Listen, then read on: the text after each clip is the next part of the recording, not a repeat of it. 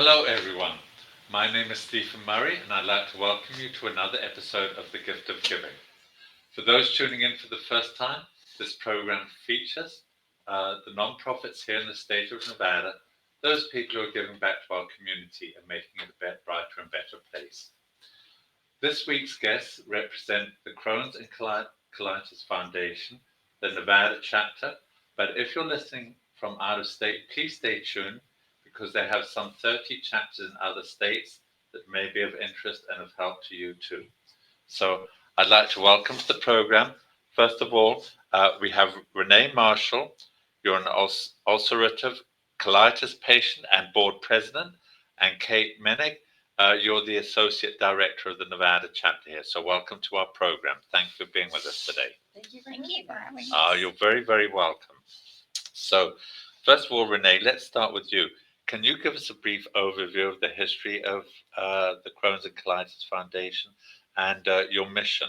Sure. So the Crohn's and Colitis Foundation is about 50 years old. It started in New York, and our chapter is a very new chapter. We've been a chapter for about 5 years. Okay. The mission of the foundation is to find a cure for Crohn's and colitis. And in the meantime, we are here to support patients as we continue to find the cure for Crohn's and colitis. We're here to support patients who are going through that terrible journey. Yes, terrible journey it is too. Now, what made you join I realize that you're a patient, but what made you join the organization? Was it because you were a patient? Or? Absolutely. So I got sick in 2013 with what was unknown to my husband and I almost lost my life to ulcerative colitis.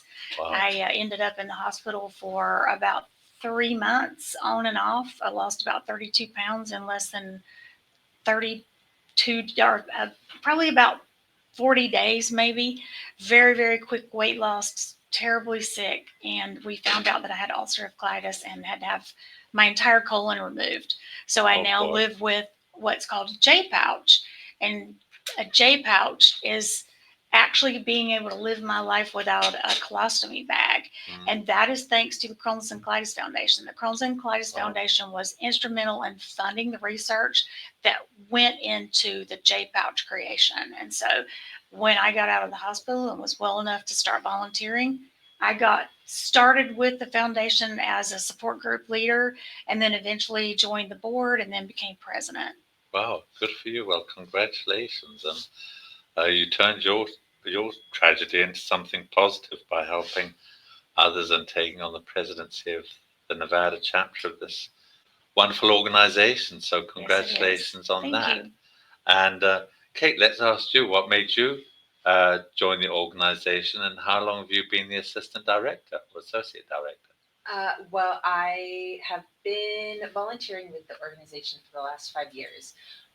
But I'm new to my position. I just started in April. So it's been exciting to be with the organization full time. But I was initially drawn to the foundation because I'm also a colitis patient. So I was excited to be able to become a little bit more involved in the community and learn about the foundation and what they were doing because I saw them on a list of nonprofits that you could volunteer with. And I had never heard of them before, but I had colitis, so I was interested. Good for you. Good for you. And you mentioned that part of their mission is to help find a cure for colitis and Crohn's disease. And you mentioned this J pouch. Has there been much in the way of improvements in finding the cure, or how's the research coming along on getting to a cure? I know they haven't found one, but they're making strides every year. Making great strides. The foundation is actually behind much of the research that's gone into many of the medications that you see advertised on television. If you watch mainstream television and the advertisements that are out there for pharmaceuticals like Remicade, Humira, I mean, the list goes on. And many of those drugs were researched and were placed on the market by money that was raised through the Crohn's and Colitis Foundation. Mm-hmm. The great thing about some of those drugs, and many of those drugs, is that they're not only useful for Crohn's and Colitis patients, but they're used for many other autoimmune disorders that other patients have. Right. So the research is still being done. Good. Unfortunately, in the age that we're living in right now, some of the research dollars are, how do I say this? The culture has changed research in the United States, and we need to find a way to keep the research here. Yeah. And so the foundation is really working to raise money to continue to fund research. Many of our research projects right now are struggling with the basic needs like petri dishes and microscopes because a lot of federal funding is drying up. And so that's why we've just got to keep plugging along and finding funding to fund the research. So to answer your question, I guess I didn't do a very good job of answering your question. Not at all. The research, we haven't found a cure yet, but there are researchers, scientists who are continually working. They have made it easier for patients who are living with Crohn's and colitis to live day to day, but they are plugging away at finding a way to figure out what's causing these diseases and how they can keep these diseases from continuing to happen. Good. Well, before we started this, when Kate arrived, you said what, 30 million Americans? 3 million. 3 million Americans. Yes. But that's a huge number. Yes. I mean, that's huge. Yes, absolutely. We talk about it all the time, where there's always a connection to an inflammatory bowel disease, whether or not you know it. Somebody knows somebody, or knows someone who knows someone who has Crohn's or colitis or is suffering with some kind of inflammatory bowel disease. Kate, some of our viewers might not necessarily know the difference between Crohn's and colitis. Would you care to explain to our viewers what the difference is? So they are both different, but at the end of the day, they're both inflammatory bowel diseases, which is, we kind of use IBD as the blanket term to discuss all of that. So they are, at the end of the day, basically autoimmune diseases where your body is attacking itself, and it's resulting in inflammation in the colon and the lower intestine and things like that. And different people, even if you have the same disease, Renee and I both have colitis, but we have our symptoms manifest differently. Sometimes a patient with colitis might have more similar symptoms to, it's different for everyone. Yes. Crohn's disease can sometimes be a bit more systemic. However, both of them can cause very severe and similar symptoms. And so we kind of refer to both of those as just inflammatory bowel diseases, because that is the main connector between the two. And that's the main thing that when you're treating both Crohn's disease and colitis, that you are looking to resolve, is the inflammation in the bowel and the colon. Wow. And one of the biggest differences, one of the differences in normal circumstances, and as Kate said, it can manifest differently in every single patient. One of the largest differences, though, is normally in Crohn's patients, the disease affects the small and the large intestine. And normally in colitis patients, it's only the large intestine. So, which is why I'm able to have a J pouch, because the J pouch involves using a healthy small intestine, which a lot of Crohn's patients are not so fortunate to have. Wow. So it sounds like this is a condition with a lot of different angles. It's like an octopus. It's got all these different different attributes, and so you just lump it all together under irritable bowel disorder. Inflammatory bowel Inflammatory.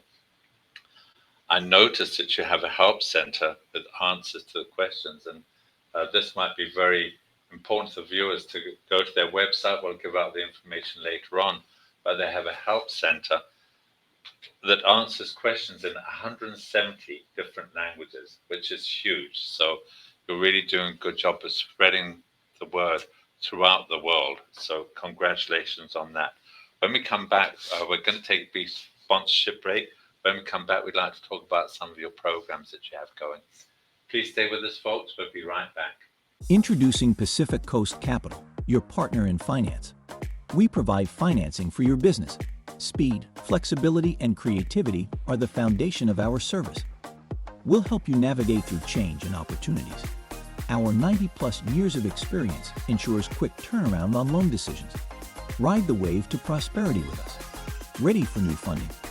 Visit our website today at PacificCoastCap.com.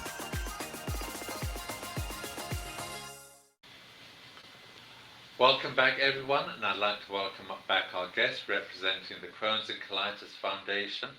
We have Renee Marshall and we have Kate Menig. Thank you both for being with us today. Okay, so in this section, I'd like to talk about some of your programs because you have a lot of good programs out there on your website. So let's talk first about Camp Oasis. Who would like to address that? So I'll go. start. We can both Yes, talk. okay. We get excited about Camp Oasis because Uh-huh. Camp Oasis is a program strictly for children. And children who have Crohn's and Colitis Foundation sometimes feel very isolated and alone. And a lot of times those children have missed a lot of school because they stay in the bathroom a lot and they are in the hospital a lot and, you know, in and out of situations that they're not able to really have a lot of fun. And so Camp Oasis is a place for those kids to go that they are just able to be kids.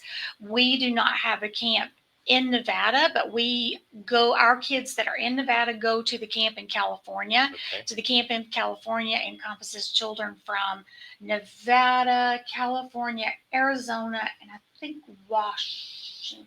I could be wrong. Some of the western states anyway. Okay.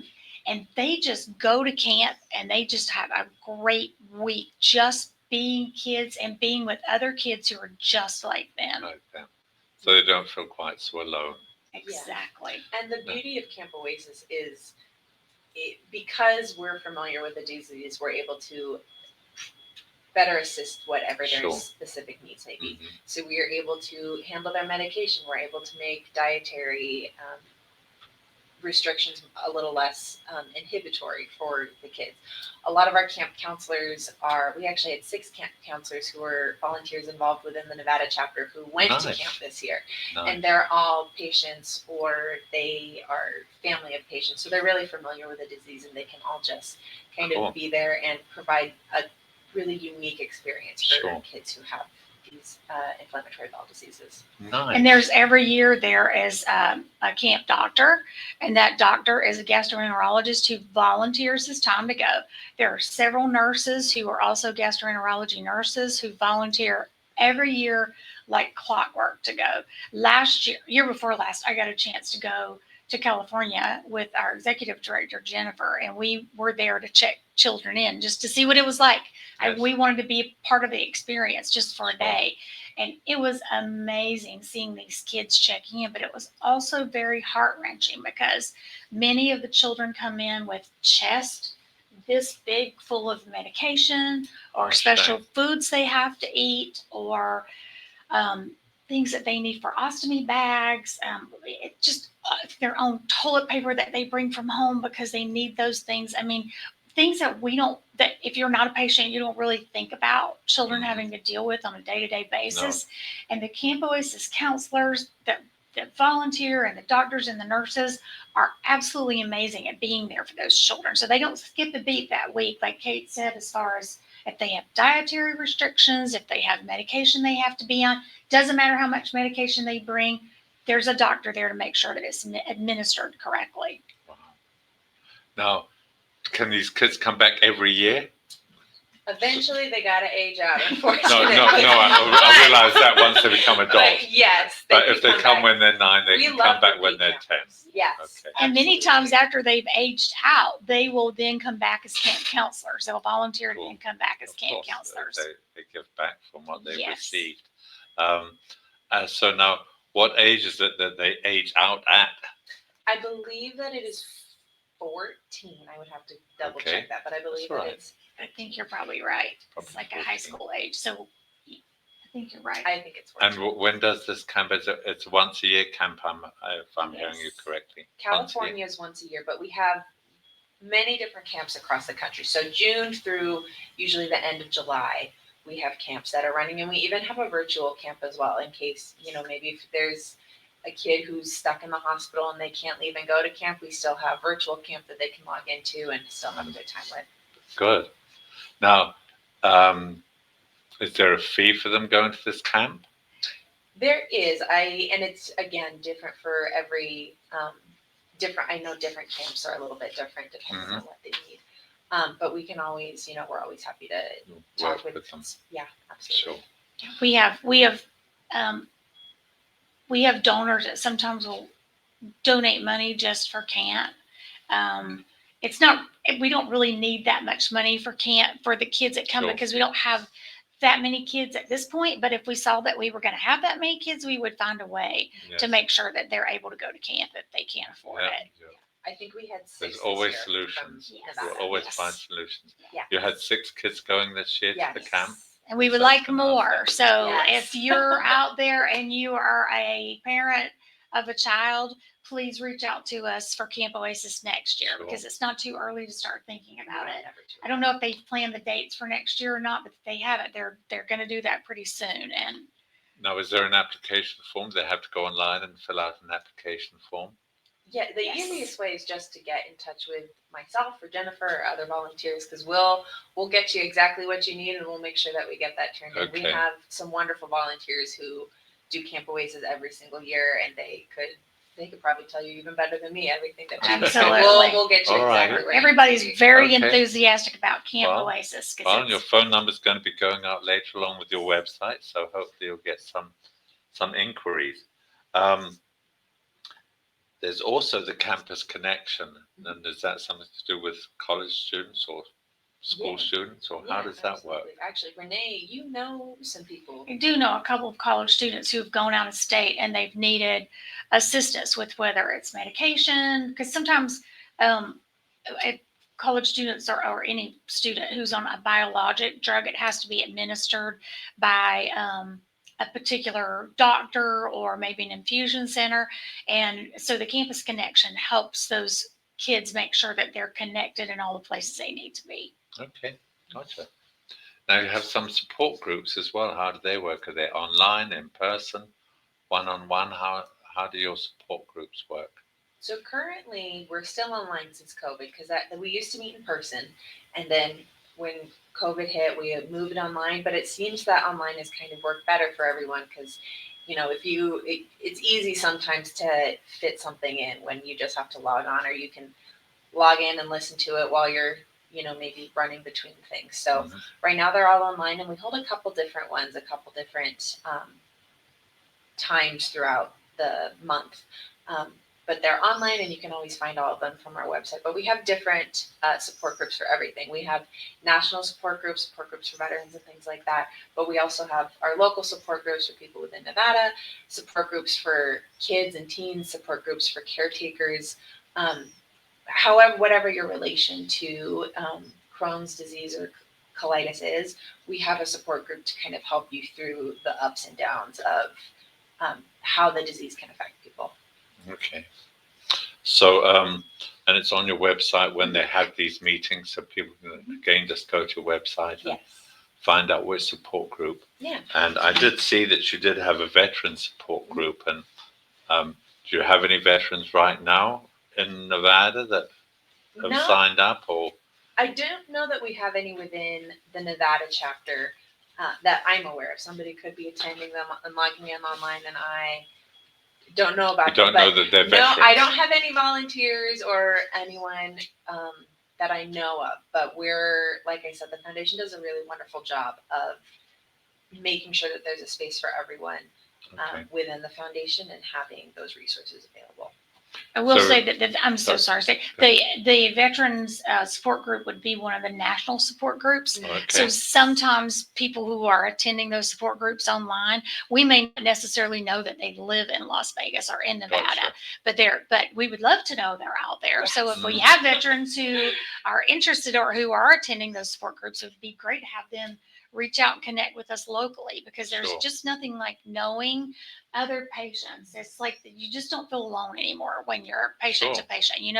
Hey, there's somebody else that knows exactly what I'm going through and how I feel. So if there are any veterans out there living with IBS, please reach out. IBD. IBS is the syndrome. syndrome, and IBD Okay, is the D is the disease, which disease. encompasses. I'm sorry I to. don't- that's what- no, it's correct sort me, of correct it's me, you're the very it expert. can be very very confusing, and people get very confused because there are drugs on the market for IBS, and they're advertised all the time on TV if you have IBS. But IBD is actually the disease component, which Yeah. encompasses Crohn's and colitis. Okay, got it. Thank you for that correction. Power of two. Yes. Would you like to talk a little bit about the power of two? Yes, I'd be happy to. So like Renee said, it can be really meaningful to know that there's someone else out there who understands what you're going through, and has maybe even kind of navigated what it's like to be diagnosed or live your life with Crohn's disease or colitis. And so what the power of two is kind of like a mentorship program almost that will buddy you up with someone else who can kind of help you navigate the world with IBD. So whether they're, just helping you chat and say, yeah, I've been there, that is really terrible, it's not fun at all. Or whether they can help you say like, oh, like you're at this point, you need to go and you need to get in touch with your GI and you need to see if you can do this. And they can, they say, oh, when I have my infusions for my Crohn's disease, I feel really sick after, like maybe try to take the next day off work because you're going to want to rest the whole day. Or they can tell you like, I don't know about you, but for me, mushrooms upset my stomach. Maybe try to avoid the mushrooms. Just little things like that can really help somebody not only have community, but also learn how to better navigate their disease. Gotcha. Okay, good. Let's talk a little bit about the clinical. You have a clinical trials program. Would you like to talk a little bit about that? We absolutely. So research is one of a huge component of the foundation. Since our inception, we've donated more than $500 million to help fund research.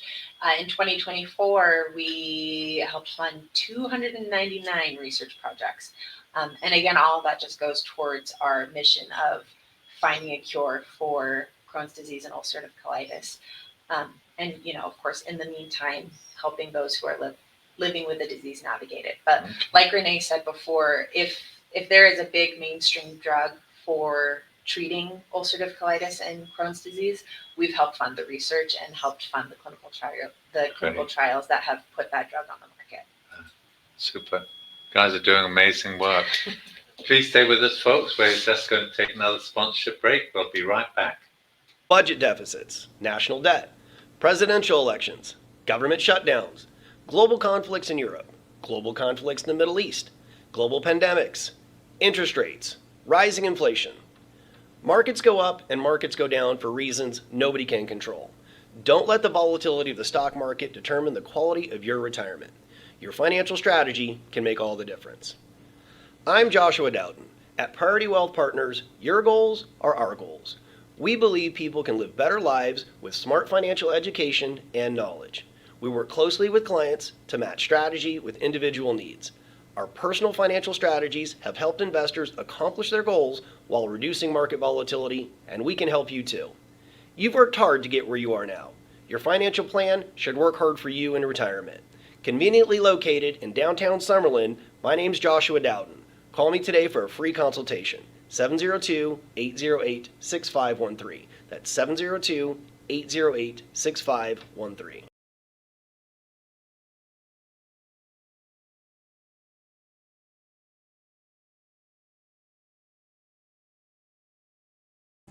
Country roads take me home to the place where I belong, West Virginia, Mountain Mama. Here comes a triple yodel.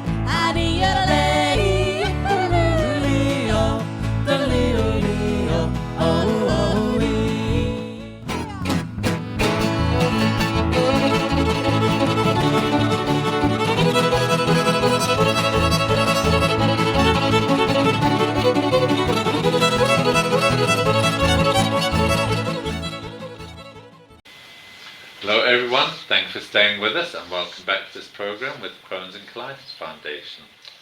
We have as our guest today Kate Menig and we have Renee Marshall. Thank you both for being with us yet again. So first of all, the organization, as it relates to funding, do you get any support from federal, state, or local governments? We are largely philanthropically funded through private donations. I think there are 2 federal grants that we apply for, but they're not very big. The vast majority of the funding and the money that we put towards research is money that is given to us from just everyday people who have seen the effects of the disease and are hoping to, like us, find a cure and help the people who are suffering with it. Okay. And so I was going to ask you how you actually get funded. Do you get much in Nevada from corporations at all, from the gaming or casinos, or any corporate donations, or mainly, as you said, from individuals? We do have several large corporate sponsors, but we also have lots of money that just comes in from regular people. So, Nice. but not, yeah, it also depends on, what kind of donations we're looking for and what kind of events and things like that. But it's a good combination of both, I would say, of just average people looking to help, as well as corporate sponsorship and corporate giving. And we always welcome corporate sponsors, Sure, of corporate course. giving, and Mhm. gaming. We have some relationships with some of the gaming companies, but we welcome any of those. We would love to have more. We would love to partner Mhm. with some of the gaming and casinos in both in the Valley and in Northern Nevada. Any of those, we would love to have that partnership. Sure. And Oh. companies that aren't in gaming. Exactly. As well. Exactly. Any corporation. any If you- corporation, if we would you love- have, even if you have a connection, if you don't have a connection, we're always, the more funding we have, the more good we can do, and the more research that we can put dollars to, and the more people we can help. So we're always looking for sponsors and partners. Sponsors. Okay. Yes. And if you get some of the gaming casinos or organizations donating, does the money stay here in Nevada, or does it all go nationally, or is it split apart? Again, it kind of depends on how the money is given, on also sometimes the preference of the donor. Like if our major gift donors can earmark their funds and say, oh, I would like my money to go to this specific cause. Or, if somebody, like you said, we do see a lot of we do fund and run a lot of really great programs. If somebody sees a program that we work on and they say, oh, I really feel strongly about these nutrition plans that you work on and these gut-friendly recipes, I would like to have my gift earmarked to go towards that. Okay. That's always something that can work on. But it just kind of depends on where the money is given, how the money is given, things like that. And do you have many events and fundraisers throughout the year? We do. We have, as far as fundraising events go, we have 2 main events. We have Take Steps, which is in the spring. We just had in April. It was actually our first time in many years as a Nevada chapter doing Take Steps. So that's a walk event that we do, that we help we fundraise and we take steps towards a cure and get together to do that.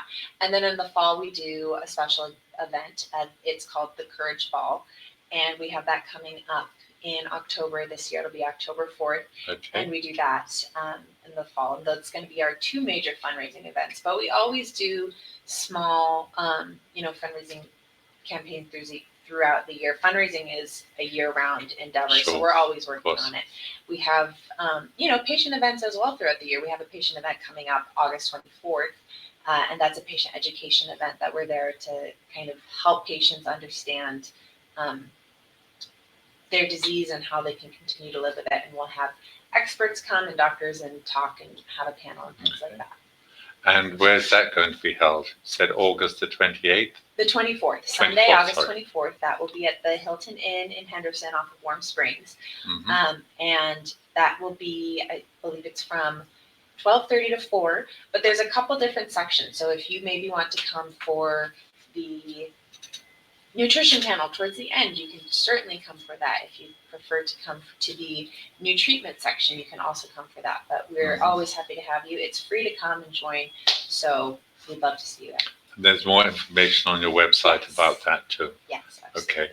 And do people have to reserve seats, or they can just show They up? do have to reserve a They seat, do have but to it's reserve. completely free to get a Okay. ticket. Alrighty. Okay. And our gala is our very big event that we hold. It's one in we- October. In October, we Okay. raise over $1 million every year in one Good for evening. you. We Good have for you. so many generous people who sit in that room that night every year, and they give from their hearts because they see the stories of children and adults who are struggling. Many people don't understand how debilitating Crohn's and colitis can actually be, and because it's a bathroom disease and people don't want to talk about it because it's people are very private about the Sure. bathroom. They don't want to discuss that. So many times, and I'm guilty as well, before I was ever diagnosed with ulcerative colitis, I would know people who had ulcerative colitis or Crohn's, and I'd think, what is wrong with them? They act like they can't even leave their house. And then when I got sick, I had to really take a look at my attitude about it, because I really realized how debilitating it can be until you get correct treatment. And even sometimes with correct treatment, it can still be. So that evening is really geared toward making sure that people in the room know how it affects patients. And we also get a chance to honor people. This year, we're honoring Mayor Shelley Berkeley, who has been very much a supporter of our foundation for many years. And she's going to be there. And so we're excited about making sure that we recognize her and all that she's done for the foundation and for our community. And where's that going to be held? It'll be at the Four Seasons. The Four Seasons on the Strip. Yes, Down on the Mandalay Strip. Bay. Okay. And I'm assuming there's information on that. Yes, absolutely. We're Cool. always looking, if you'd like to buy a table, if you'd like to buy tickets, if you'd like to sponsor, we're always looking for people. Oh, for sure. Yeah. Or volunteer Or day volunteer, of, if Wow. you are a Crohn's or colitis patient or a That's- parent or like to volunteer. We need lots of help to. It's a big event, and it only happens because we have so many generous volunteers who volunteer their time, and we have wonderful sponsors who volunteer funds, and it only happens because of the wonderful IBD community we have here in Nevada. And that brings me to my next question, a nice segue, volunteers. Most organizations, they're there because of the volunteers. Absolutely. And are you always looking for volunteers, more volunteers? And Yes. what opportunities are there and what qualifications do you want? College degrees, or I mean, if you does got somebody actually have? if you got do they two have to have hands, the I'll take you as a Yeah, volunteer. absolutely. No If matter I have what. one hand, I'll take you as a volunteer. I don't. We Okay. would always love to have people involved within the foundation. So whether that's volunteering to help us set up for patient education events, or volunteering to be a team captain for our Take Steps event and gather a team and kind of get people out and taking steps and fundraising, that's a wonderful way to volunteer. If you'd like to volunteer to help us set up for our gala, we're always happy to have volunteers for that. Right. But we'll never turn anybody away. We're always looking to bring more people and get more people involved in the foundation. Sure. Now, is there some paid staff as well as volunteers, or is it all manned by volunteers, that foundation? We have a small staff of 2.5. 2.5? 2.5. Okay. We have 2 Somebody's full-time pregnant? employees and 1 part-time Oh, employee. I So thought maybe one of the employees was pregnant. nope. So just 2 full-time and 1 part-time Part-time. employees Gotcha. that are paid for the foundation. So we are small but mighty. It's volunteers like Renee and our board members and our committee members who really help this chapter be the success that it is. Mhm. We have 14 dynamic board members who several of the board members were made sure that our board we were attached to the Phoenix chapter for years, the Southwest chapter. And many of our volunteers and our board members have been around since the inception and made that happen, made us be the success that we could be so that we could become our own board. Wow. And so we have a very active board of 14. We meet quarterly, but in the meantime, all of us have to be on a committee. So we're all on different committees and working very hard to make sure that we're getting the work done. I think you've accomplished an amazing lot. And when you think you've only been around 5 years, you've really moved mountains in the 5 years you've been going. Well, thank you. So Thanks for both being on the program. Before we close, would you like to give out your website information and your phone number to our viewers? Yes, so we are www.crohnsandcolitisfoundation.org, and that's for our national website, but through there you can navigate to our chapter website for our local chapter. And on that page, you can have all of our information for our emails, for our phone numbers, whatever works best for you to get in touch with us. You can find us on Instagram at NV Crohn's Colitis, and we're also on Facebook as well. So we are around, and we are always happy to have more people involved in the chapter. So please reach out. Okay. Thank you again both for being on our program. It's been a pleasure having you Thank and you so helping much for spread the having word. us. Very much. It's been my pleasure. And I'd like to thank you, the viewers, for tuning in. If you have any questions or comments, please reach out to me, Stephen, at thegiftofgiving.vegas. I'd certainly love to hear from you. I'd also like to thank John Stiles, producer of the show and owner of WWDBTV station. I'd like to thank him for allowing me to host this program. I'd also like to thank my sponsors, without whom I wouldn't even have a show. They are Priority Wealth Partners, Pacific Coast Capital, the Firelight Barn, and Ralph John Champion. You'll hear his message right at the end of this program. And I'd also like to thank the friends of the Gift of Giving. They are the donors who wish to remain anonymous, but I appreciate their support as well. And again, I'd like to thank you, the viewers, for tuning in. I hope you will share this interview with anybody else who you know could benefit from this foundation. And I hope you'll join us again next week. In the meantime, please stay safe, be kind to one another, and I'll see you soon. Bye for now. Mr. R.J. Champion is proud to sponsor WWDB-TV's series, The Gift of Giving, and wishes the program much success. Congratulations and gratitude to the featured guests and the organizations they represent. Our community is well served by your tireless efforts to make Nevada a better state for all its residents.